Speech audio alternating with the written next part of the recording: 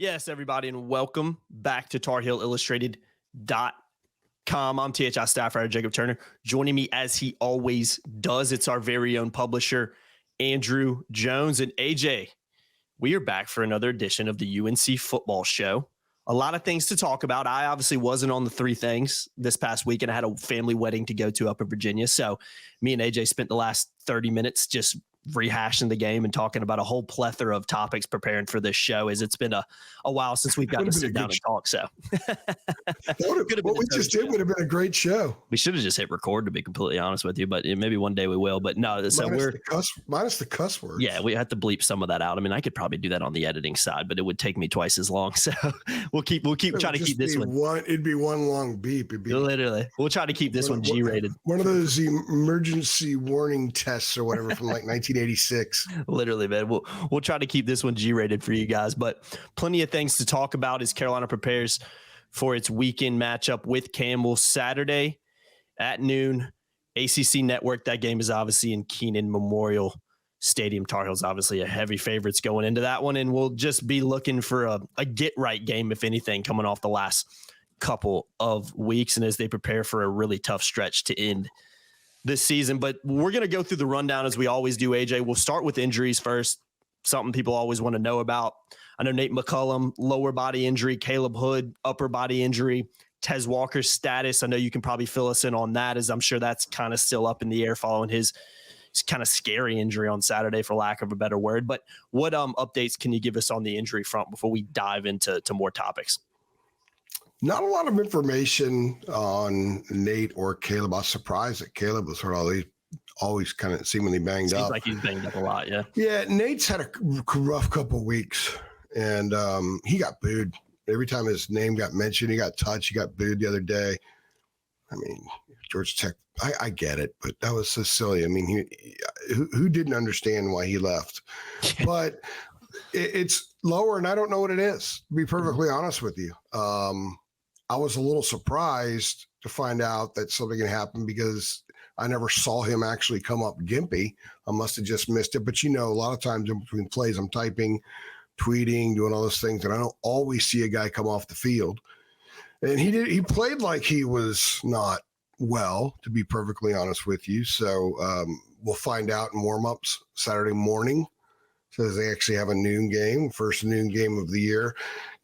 As far as Tez goes, we saw him Monday after the press conferences. We saw him walking in the football center. By all accounts, he's fine. I just don't know how much he's practiced. No one's really saying specifically. I don't think they're doing this to not let Campbell know. I just think that they're treading lightly. And this might be a game where you get him some reps and then get him out of there. I don't know. So I don't have a lot of information. I apologize. Usually I try to have I always try to have as much as I possibly can. There's just not a whole lot coming out about these guys. So much of the talk around the team, around the program this week has been about the last 2 weeks. It's been about what went wrong. In fact, somebody at the Kenan Football Center on Tuesday said, boy, you guys are just constantly looking back here. You guys, me and the media. It's like, well, yeah. When they were 6-0, we were talking about all the things that were going well. So they lose 2 in a row to teams that had a combined record of 4-9 when you played them. Yeah, we're going to talk about that stuff. Yeah. So I'm going to try to find out more, and we'll have it on our board, but I doubt we're going to, because our access for the week is now over since it's Wednesday and we had the Zooms this morning. But we'll have something up Saturday morning in the pregame thread and the game thread. Go out and watch who's warming up and stuff like that.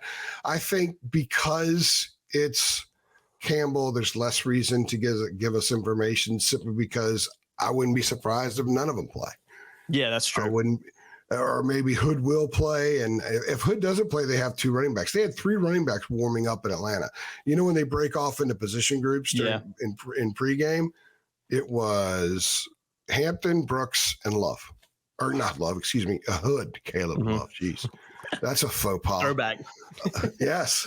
Well, the defense looked like the app game Saturday night, so I just spoke in retrospect to last year. It was a retroactive word. So they only had 3 running backs. And I told a story about the Syracuse game at the Carrier Dome in 2018 when they were losing all their quarterbacks that year, that I'm in the press box and I'm doing what I do. I take the pictures when they come out and all that kind of stuff. And I'm looking at who's out there. And you had 3 centers snapping. You know how the centers snap to the quarterbacks in the end zone? Yeah. And it's the starting center snaps to the starting quarterback, the 2 snaps to the 2, et cetera. There were 3 centers snapping, 2 quarterbacks, and there was a student manager taking the snap from the third guy because they only had 2 quarterbacks in uniform. Jeez, and man. It was Nathan Elliott, and then there was a walk-on. That was it. That's so, pretty. Yeah. So we'll see that they'll at least have Jordan Louis, I would imagine, this weekend. They could play all those guys this weekend. You would have to get their 4 games, and they could still redshirt.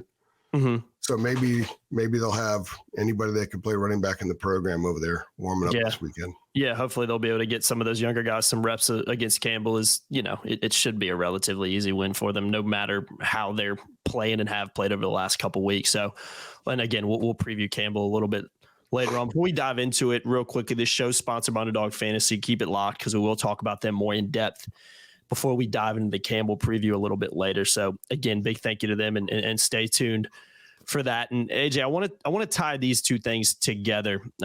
Carolina dropped from number 10 to out of the polls in just 9 days. We were talking about it off camera, how the basketball team pretty much did the same thing last year in the 9-day period, became the quickest team to fall out of the top 25 ever. And, Carolina football kind of replicating that again in a 9-day span as they went from 10 to 17 to, again, this week, not even being in the rankings after those brutal losses to Virginia and Georgia Tech. And I want to tie this into the fan reaction, AJ, because we get a ton of DMs. We get a ton of people reaching out to us on our boards and Twitter and asking us about the press conferences in particular. That seems to be a common theme over the last couple of weeks with some of the comments Mac's made and some of the other coordinators have made. And we talked about this after the Virginia game in the preview show for the Georgia Tech game last week. I asked you a couple of questions that fans had brought up to us about some of Mac's comments from his post-game press conference on his Monday leading up. And we've gotten a few of those again as well. And I think the number one thing I think we've been asked about, and I know I've been asked about this individually a little bit as well from some fans, it's been, what do you make of Mac's comments that he mentioned in the first quarter and the third quarter we played well? And he was talking about the defense in particular at that point.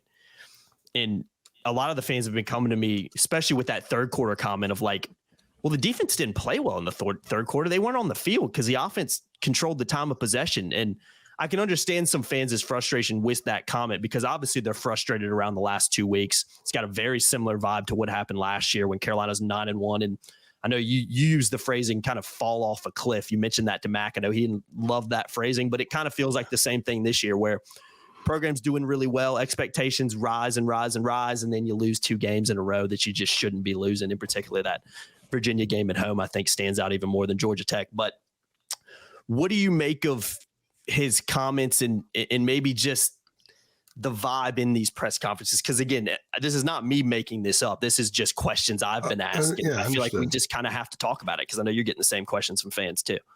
I've heard a ton. In fact, for about 20 minutes, well, a little longer than that, I put a tweet out Monday. It was Monday. Hey, we're taking your questions. We want to bring non-subscribers into the tent and take your questions about Carolina football. I thought with it being Campbell week, that was something I had intended on doing for a while, and very quickly realized this is just all going to be negative stuff. Yeah.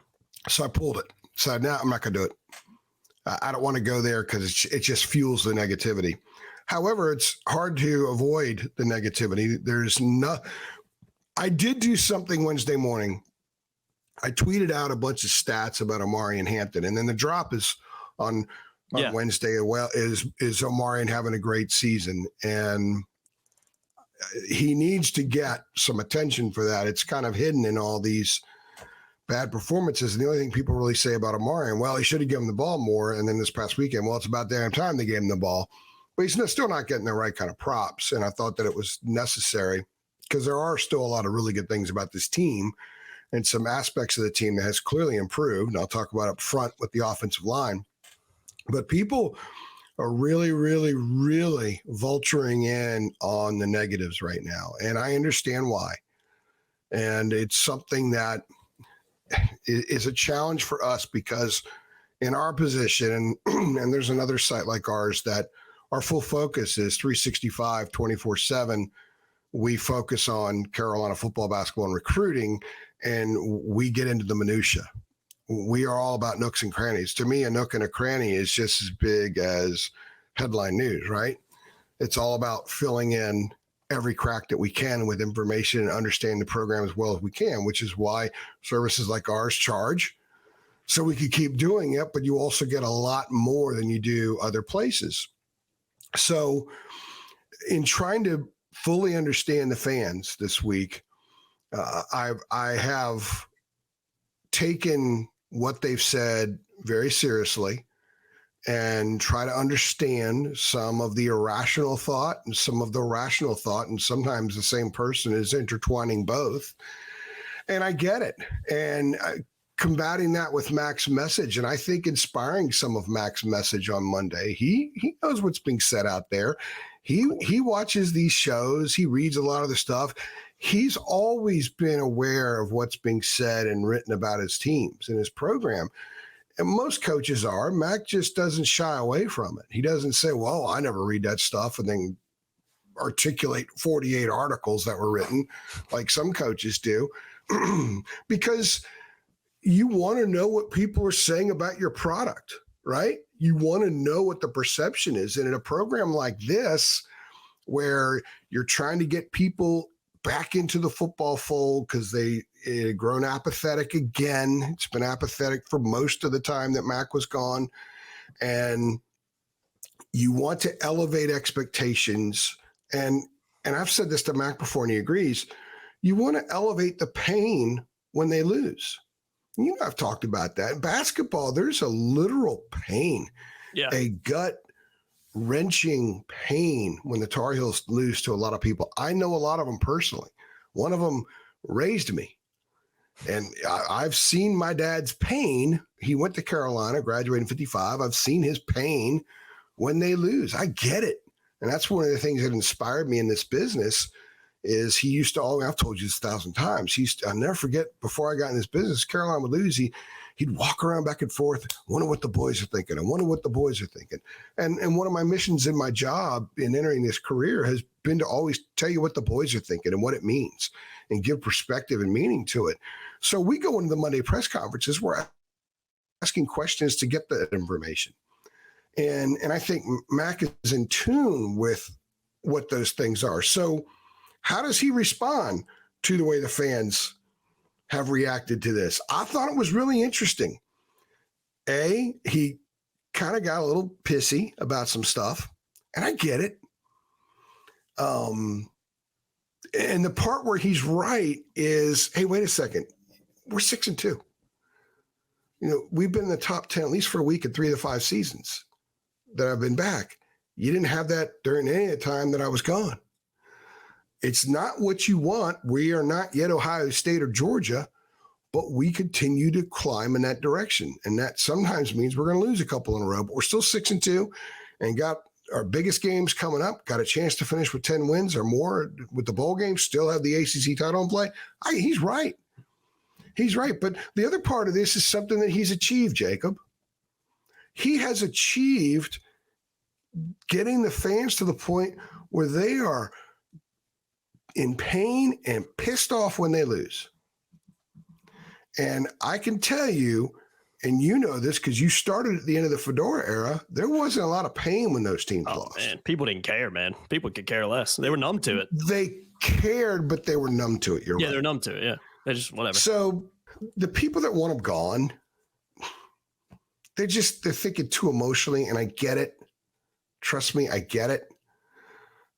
I've had a hard time watching the baseball playoffs after the Orioles lost because it's an emotional thing for me. So I get it. I understand where the fans are coming from. But at the same time, things are in so much better shape than they were. And for us as journalists trying to convey that, we have to understand that if we go all in that area, people are going to push back and say, no, you're missing the point. and we don't miss the point, which is why I asked him the falling off the cliff question, because I used that example with Brandon after the game in the 3 Things video. And I thought about it, and I used it again with Mac. I was trying to search for something dramatic to say.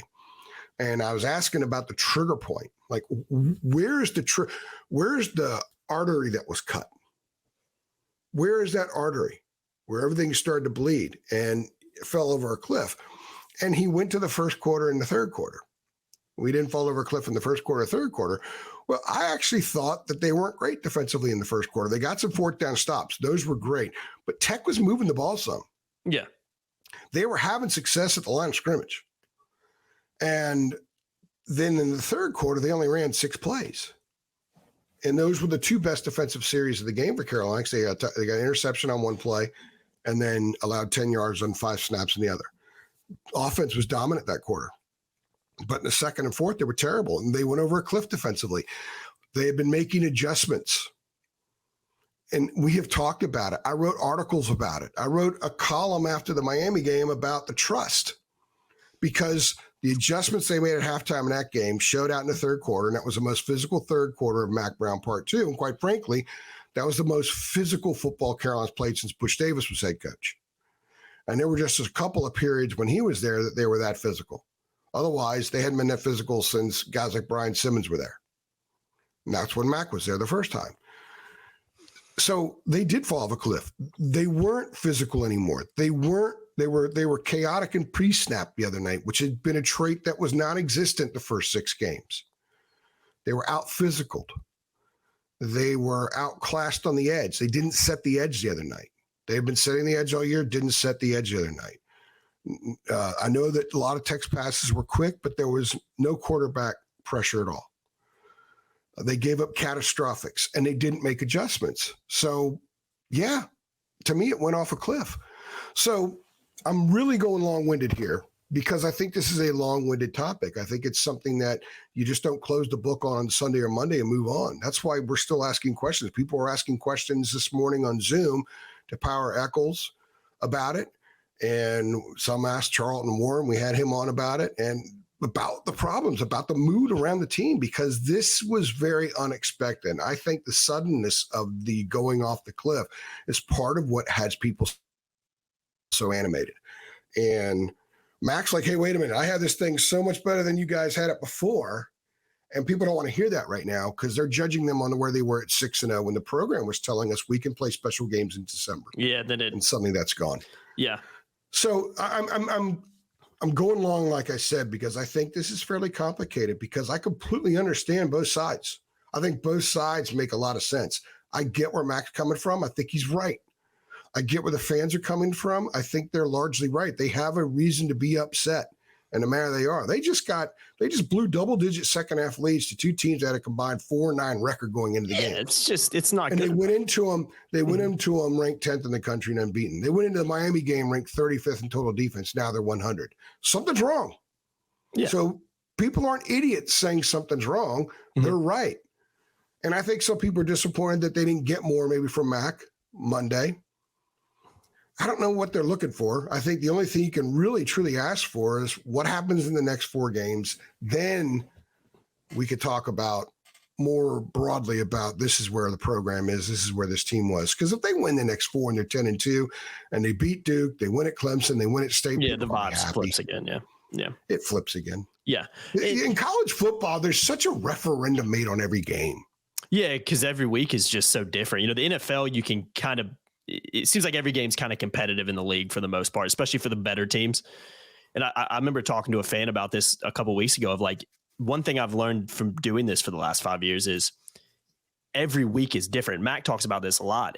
You cannot judge really any team based on, sometimes you can, but for the most part, every game is different because I know Roy used to talk about this of kind of saying, you know, my job's almost kind of scary because I'm relying on 18, 19 and 20-year-olds every week. And you just never know what you're going to get because that's that age demographic. It's the same thing for these top level athletes at this age.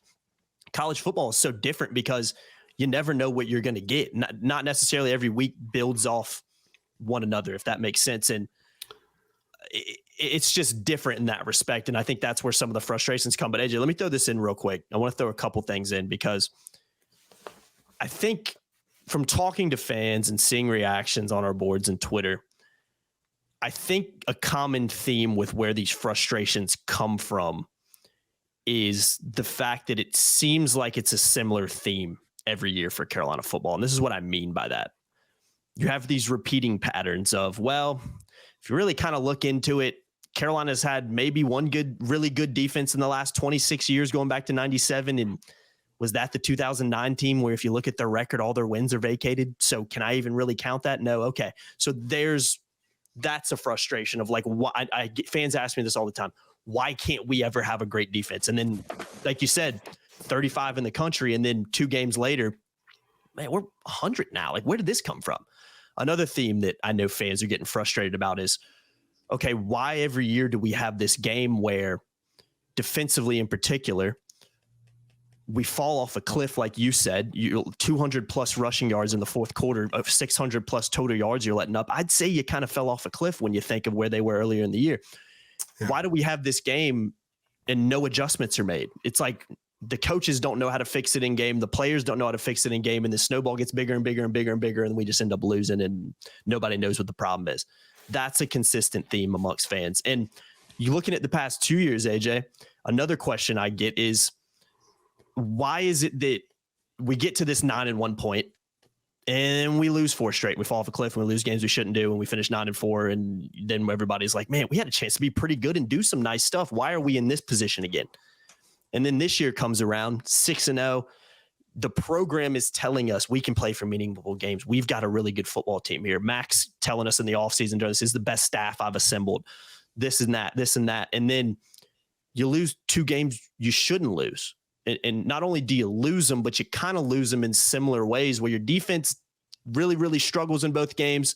And even going back to the Virginia game, your offense doesn't play very well. I mean, I know 31-27, you should be able to probably hold Virginia to less points, but I said it after the Virginia game, you got to be able to score more than 27 points to a UVA team at home. So there are these similar themes that follow this team. And I'm not even going to say team. It's more of a program thing. And there's these similar themes that I think frustrate fans more than anything. That's the vibe I get. And I don't necessarily have an explanation for them. I don't know how your defense can do what they did against Georgia Tech. I don't know how it happens like that. And this is going to lead into what I want to talk about, AJ, because going into the messaging for Mac and Gene and Chip, one of the things that I thought was very interesting was Cedric Gray's comments after the Georgia Tech game. I know there's a lot of emotion about that, where he kind of he said some comments about the play calling that go listen to him for yourself and you can interpret it however you want to. And then on Monday, I know you guys kind of asked about Gene and Mac about some of the issues defensively. And I took away from it of like, okay, well, it doesn't seem like anybody really knows what went wrong on Saturday, why it just blew up in everybody's face. It doesn't seem like anybody has answers for that. And that's a concern in itself. So I know I just said a lot. You can speak on the themes that I'm mentioning if you'd like, but I want to kind of feed it in to Monday as well. And let's go into that afterwards, because the messaging out of the program, it doesn't seem like anybody really necessarily has any answers. And if they do, they're not telling us and telling the public. So is that an issue in itself? I don't know. I don't know exactly what to make of that. How much do they owe the public?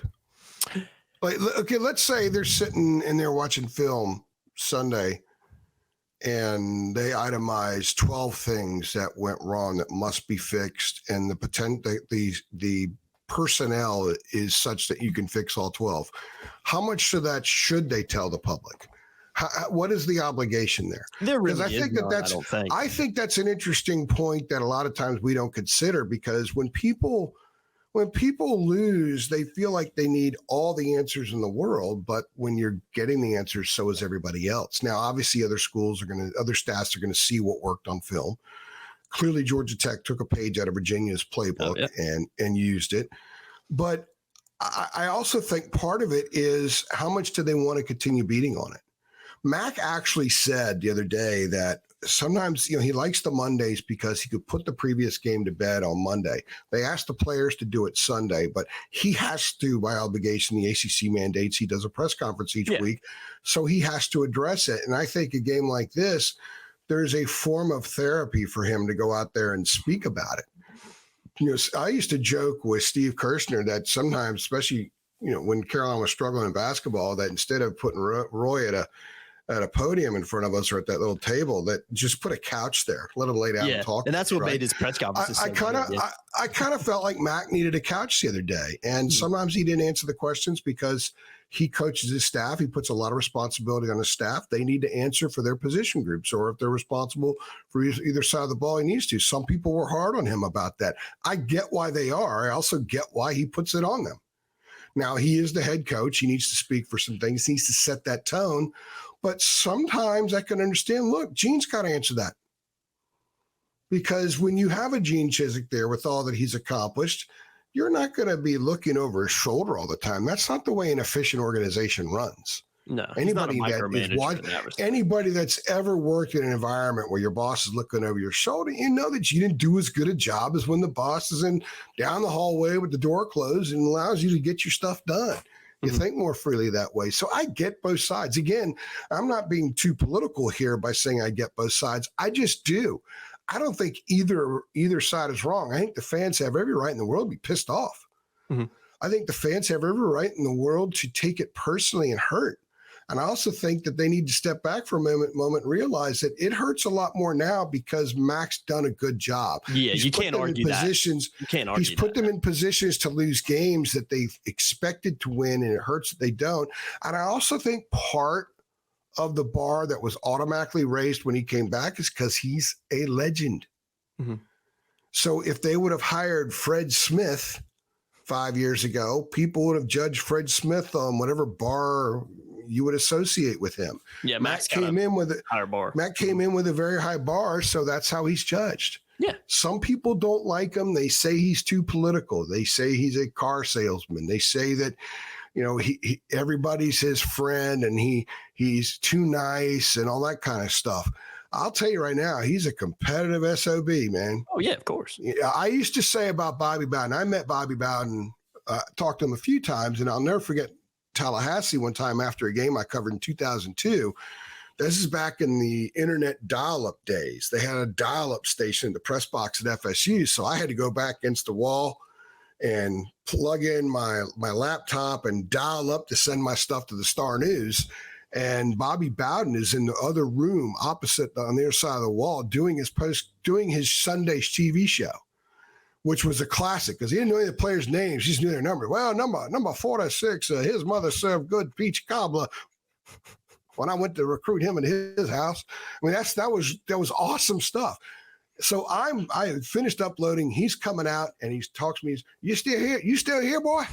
Why are they making you work so much? And we talked for like 5 minutes, just like he was somebody I've known for a long time. And I used to tell people, Bobby Bowden's the kind of guy that'll shake your hand and smile and ask how your mama's doing, and he's taking the wallet out of your pocket with the other hand. Yeah. That's Mac's kind of like that. And I'm not saying he's a thief. What I'm saying is there's this niceness, this genuineness, this grandfatherishness to him, if you will. I know it's not a word, but I just made it up and we'll let it stand. We'll roll with it. But there's this ironclad competitor there too. And part of that veneer is the competitiveness. He could sort of lure you in. So that's some of the things that people criticize him for, but they have to understand that's always worked for him. It worked for Bobby Bowden. It's worked for a lot of guys. He ain't Nick Saban, but Nick Saban ain't Mac Brown.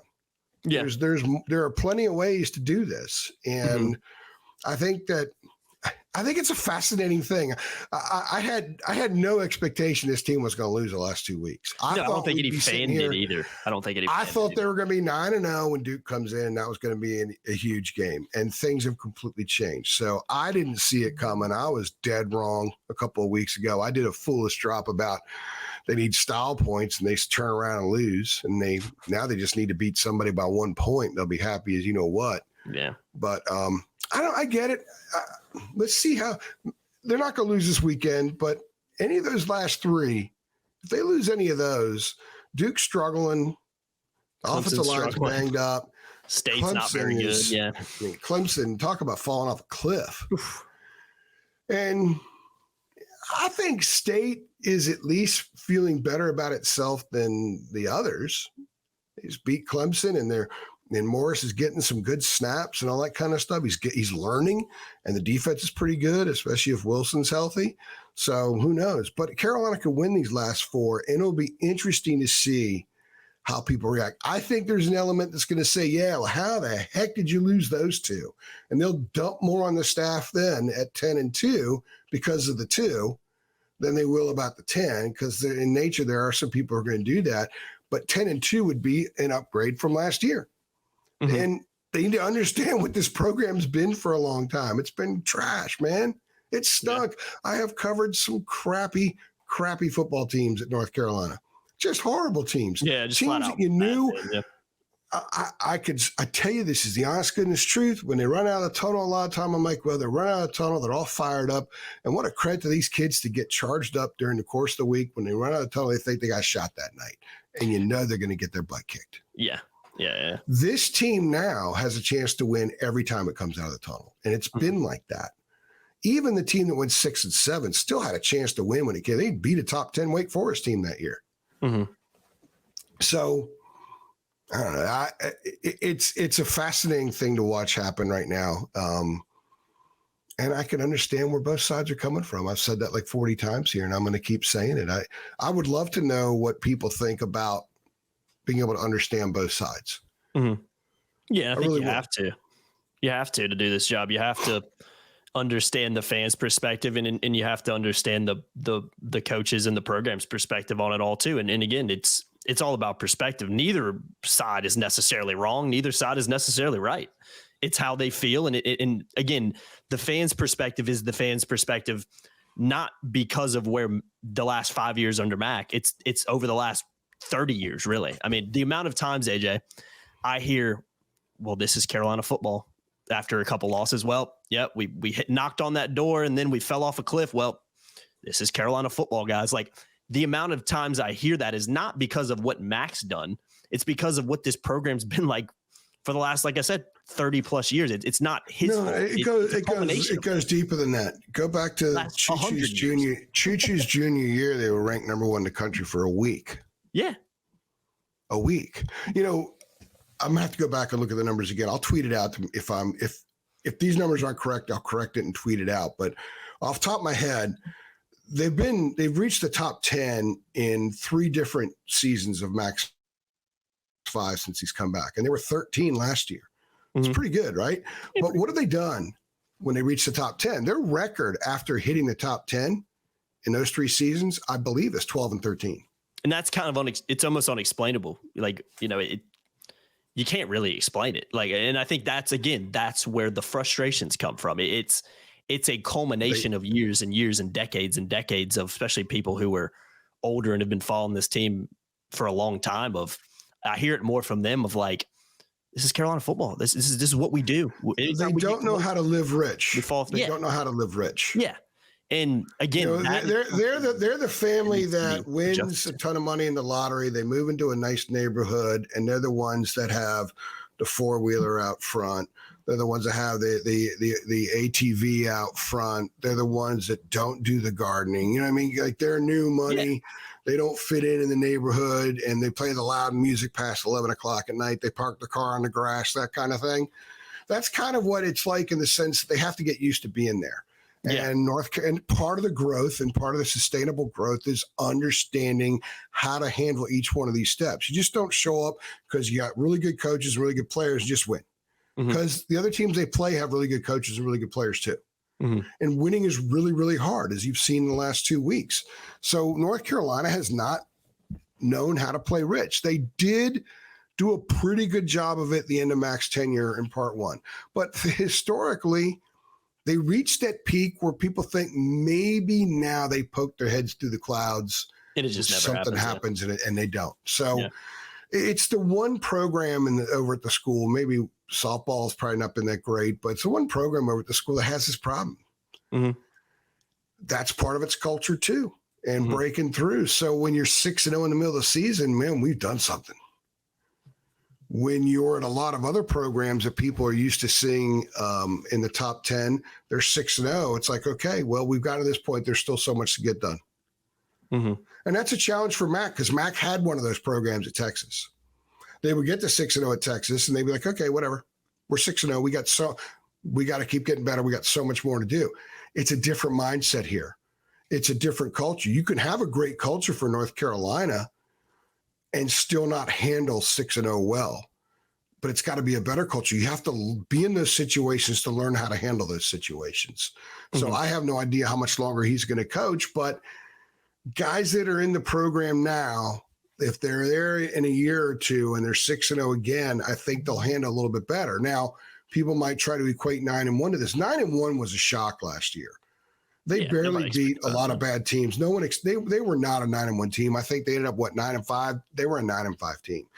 This year they were 6-0, and I think a lot of them thought they had a chance to be 6-0.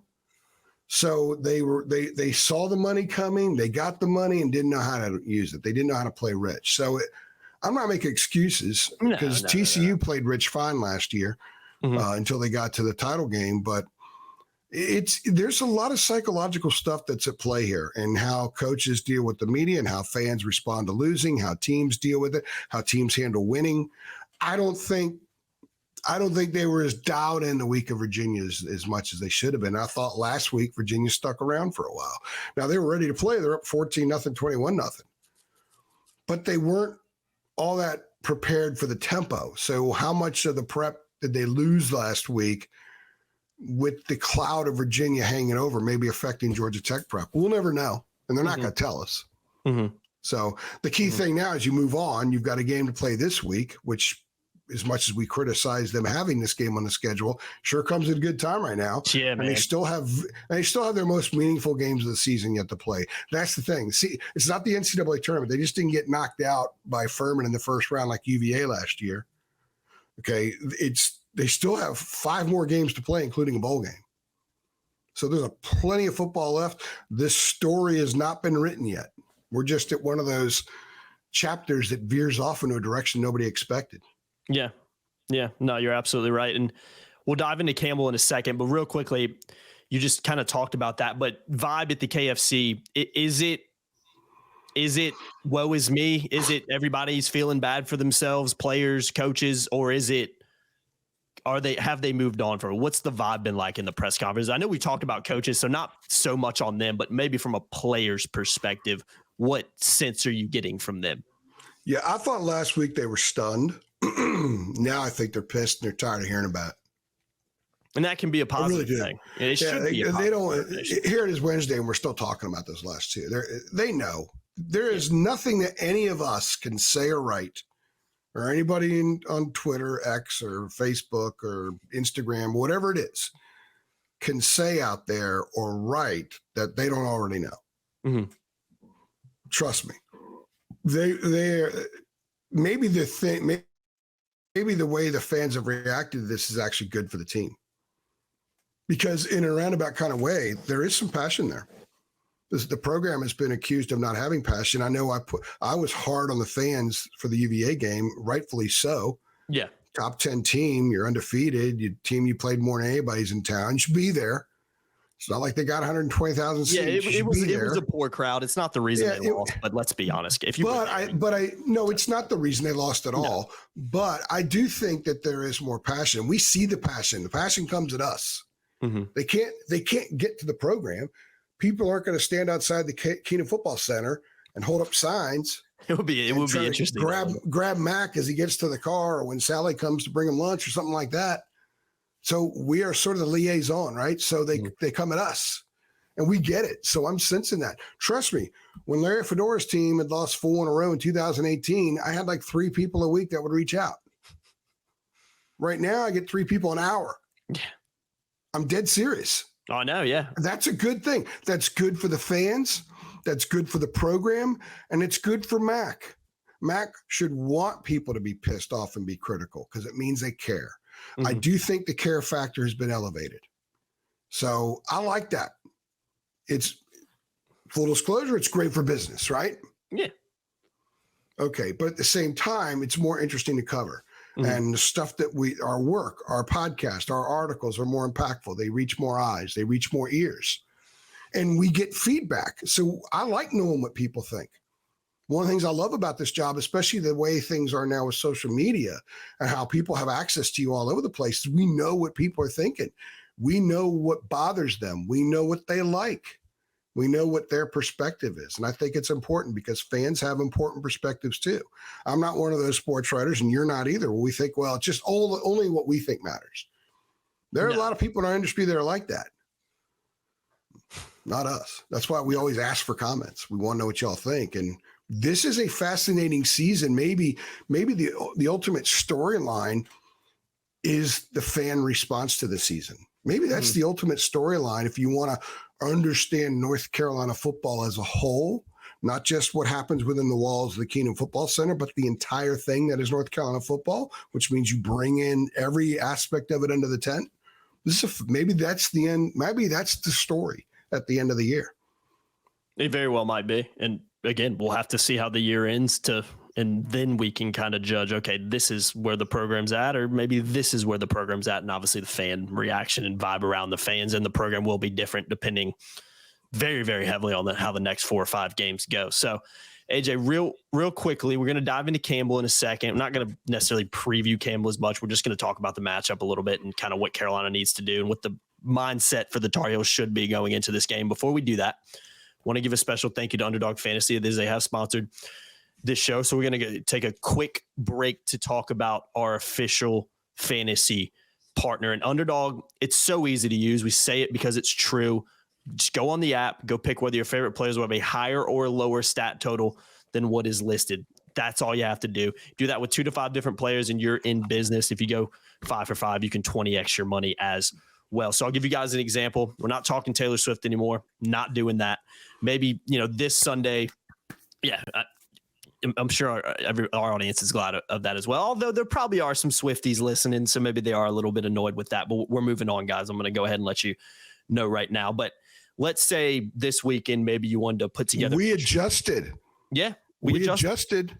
We made adjustments, and we are making these adjustments work on the field. Yeah, and that's what we do over here at TarHeelIllustrated.com. But let's say this weekend, AJ, maybe Carolina fans watching, they wanted to maybe put an entry together with the UNC alums in mind who are in the NFL, right?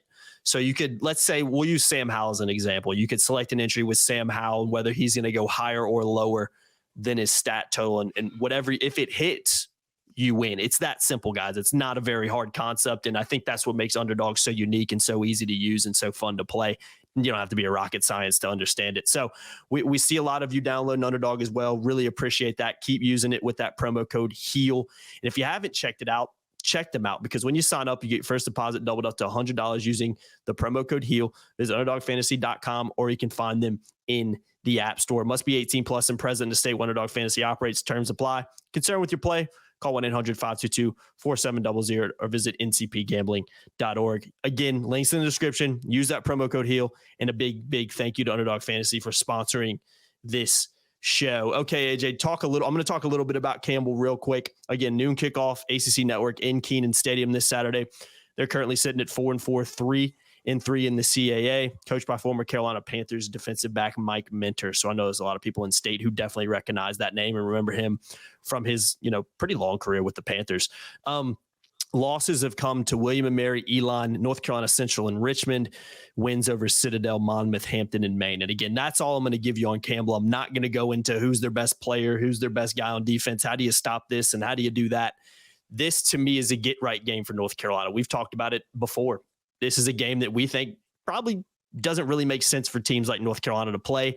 I understand the reason they do it, but in a lot of ways, it's a nothing game. This is a game that Carolina should be winning very, very easily, and should be a game where North Carolina is getting a lot of their younger guys, more experienced guys, reps if they take care of business, especially in that first half, which, again, they still have to do coming off how they played over the last couple of weeks. Carolina has to show up and play good football to win.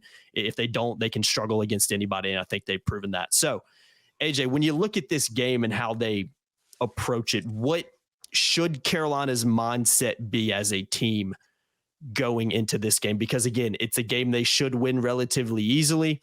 But how do you approach a game coming off the last two losses that they've gone through and going into the stretch that's ahead after the Campbell game? What should the mindset be for the Tar Heels going into Saturday? Well, they need to get their groove back, which means they need to get a lot better.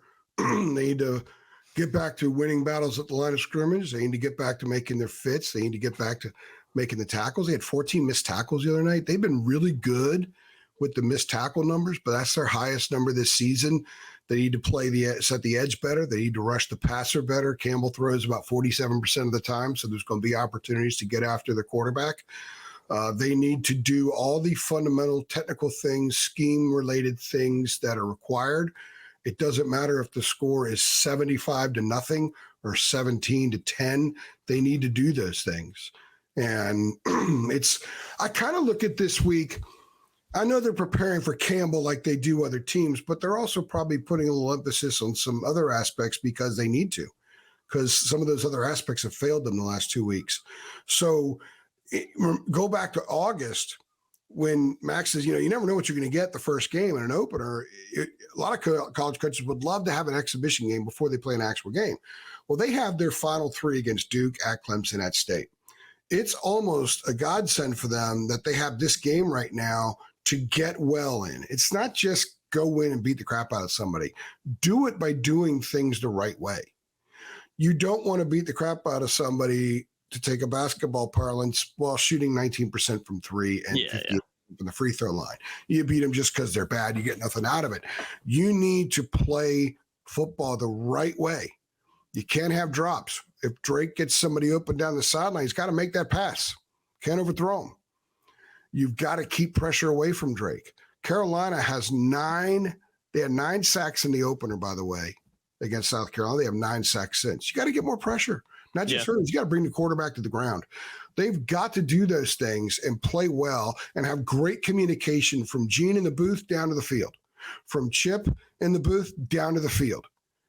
If you're in a situation where you need to run the ball, run the ball. If you're in a 4th down and you want to go for it instead of kicking a field goal, I still think they should have gone for it the other night, 4th and 7, given the fact the defense wasn't stopping anybody. A field goal wasn't going to do a whole lot. Burnett ends up missing it. The other thing is they can't get a punt blocked. Get your shield fixed. Yeah, man, you got to be better. I don't know what the heck's wrong there. Get that fixed. Punt coverage. Be in your lanes. Lane discipline in your kickoff coverage. All that stuff. They have to play a game that grades out well from a coach's perspective. Whatever the score is, it could be 100-3. Doesn't matter. You got to maintain yourself and you got to get your groove back by doing things the right way, because they're not going to out physical Duke, Clemson, or State. They have to outperform them and they have to out-discipline them. Mm-hmm. And so that begins this Saturday against Campbell. Mm-hmm. AJ, I think your home might be getting invaded over there. I hear a little bit of dogs in the background. I know. Let me go close my door real fast because I actually think it's little kids. There's a couple of kids in the neighborhood that don't go to school and they do tricycles and crap. And I think we're being invaded by 3-year-olds. Hey, no worries, man. AJ, I can. We're about done with this show anyway. I don't think it's the first time AJ's ever got up in the show and we haven't cut it out. We're going to keep this in because we want you to see the authenticity we got here. We're not going to cut this out for you guys. This is real life right here. This is Tar Heels. Well, once again, I just made an in-game adjustment. Yeah. Hey, man. And Carolina fans are going to be hoping the coaching staff will do that going into the rest of the years. I know that's been a big criticism with them. And AJ, last thing I'll ask you, we're going to wrap it up here in a second. Oh, and can me add one more thing? Yeah. And I also think that's a game that they need to get a lot of guys on the field. If they build a big lead, let's look at Trevion Green. Mm-hmm. Let's look at Zach Rice. We've heard all kinds of stuff about RJ Grigsby, who was hurt for a while. He's back. He's been back for a few weeks practicing. Get him out there and let's see him. Yeah. On defense, or also on offense, they have 3 freshman receivers. Let's get them out there and see what they can do. Mm-hmm. What's up with Andre Green? Is he at a fork in the road or is this ship sailed? I mean, what's going on there? Get him out there. Mm-hmm. See what he can do. If he's still in the plans, get him out there. Defensively, Travis Shaw played really well like a month ago, and then he got banged up in warm-ups and then hasn't really done much since. This is a game where if Travis is healthy enough to play, put him out there for 35 snaps. See what happens. See what he can do. Mm-hmm. I mean, 8 games into his second year. It's time that you see some things now.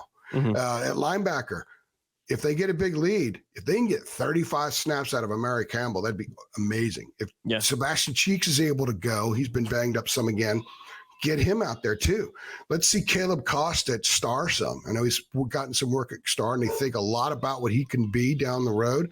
So it's an opportunity to see a lot of guys get some extended reps. And the extended reps are important because they go then through the process of adjusting, coming to the bench, going back out on the field, the linemen talking about whatever the splits are, whatever the defense is doing up front, they can adjust. They need to go through those things. It's not just 7 or 8 snaps at the end of the game that they can get on film. It's the whole cycle of being in the game and going back out there for a 3rd series and a 4th series. There's so much value to that these guys need. And I think most important, it's the offensive line. I want to see Green and Rice play, and I want to see Grigsby. I want to see what they are. Get some young guys. They need to know, because a lot of portal decisions could be made based on what they see Saturday, or partly based on what they see Saturday. That's a great point. And I was going to ask you about the youth right there. So you answered it perfectly for me right there, AJ. So we're going to go ahead and wrap this show up. Another edition of the UNC Football Show. Make sure you keep it locked to TarHeelIllustrated.com for all your coverage from Saturday's game. I'm just going to say it, AJ. When I saw that this game was a noon kickoff, it just made my day. And my last 2 weeks have been absolutely fantastic, because I just had this feeling they're going to schedule this game at like 7 o'clock. And I'm not having that for this kind of matchup. Noon kickoff. Heck, I might be home to watch some evening football games on Saturday, and that is a beautiful thing. Heck, you might be too as well, AJ. So we're looking forward to Saturday's matchup. Brandon and Trey, get ready to write. We're getting out of there early. Man. I finished my work at 5:30 on Sunday morning. Although they closed down the press box. I got stuck in the stadium again, by the way. Oh man, I did hear about that. That's tough. Yeah. That's tough. And I had an officer, I had to rattle a cage a little bit. Like, they had this gate, and the guy was protecting the stadium, I guess, or keeping people away from it, and got his attention. He got me out and drove me to my car. 2,400 step walk. You know what it is at Georgia Tech. Remember that long walk? Yep. Yeah. It's a 24. I counted the steps. 2,400 steps from the car. It's basically like it's if the media parking pass, the equivalent would be if our parking pass was on Franklin Street. Basically, is the equivalent. You have to walk across campus pretty much to get to the football stadium. Yeah, but that's what I remember. But this is closer to a mile.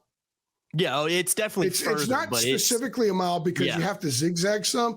For me, about 2,150 steps is a mile. It's like parking in Carborough. Yeah, parking in Carborough. Pretty much what it is. And walking across Chapel Hill, and that's the equivalent. It's a cool walk, but not at 5:30 in the morning. You don't want to experience that. There's probably nothing going on. So I'm glad you got a ride back, AJ. You'll be home a little bit earlier. And the police officer was great, because we were talking about Jeff Collins, a former Georgia Tech coach. And I told him, I said, the best thing about this game, and you remember this, Jacob, I said, when it was 3rd down and Tech was on defense, they didn't do that money down crap where they're all holding up the giant dollar signs. And it's the money down. Money down, yeah. The officer was laughing so hard, he had to stop.